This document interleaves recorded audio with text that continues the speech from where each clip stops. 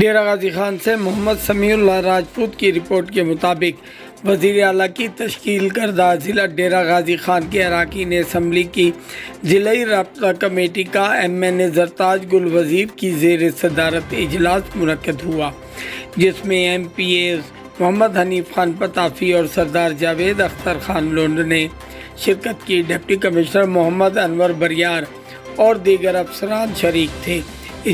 اجلاس میں ترقیاتی منصوبوں، احساس کفالت پروگرام، امن و امان اور دیگر معاملات کا جائزہ لیتے ہوئے ہدایات جاری کر دی۔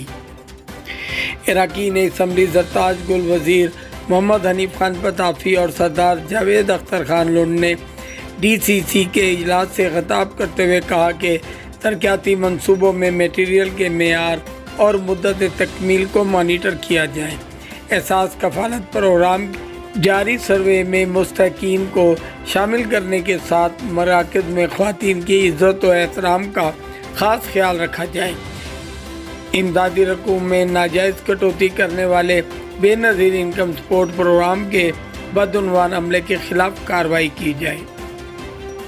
سابق وزیر مملکت زرتاج گل وزیر نے کہا کہ 1994 سے شہر کو سوئی گیس کے ترقیاتی فنڈ سے محروم رکھا ہوا تھا۔ انہوں نے شہریوں کی سہولت کے لیے فنڈ دیے۔ میپکو کو ریکارڈ 1.5 ارب کے ترقیاتی فنڈ دیا۔ پنجاب پولیس کی ہیلپ لائن 15 پر کال اور مقدمات کی شرح کا موازنہ کیا جائے گا۔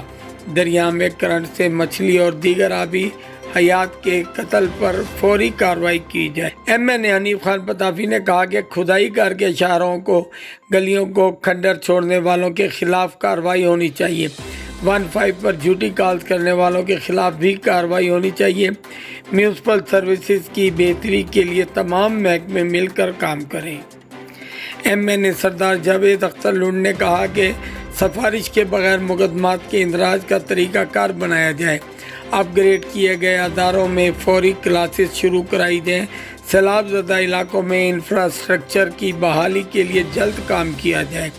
ڈپٹی کمشنر محمد انور بریار نے کہا کہ سیلاب سے متاثرہ میدانی علاقوں میں سروے مکمل کر لیا گیا ہے۔ کوٹ سلیمان میں بھی سروے جلد مکمل کرایا جائے گا۔ سیلاب زدگان کو دیے گئے موبائل نمبر پر مالی امداد کا پیغام موصول ہوگا۔ PHA کو ترقیاتی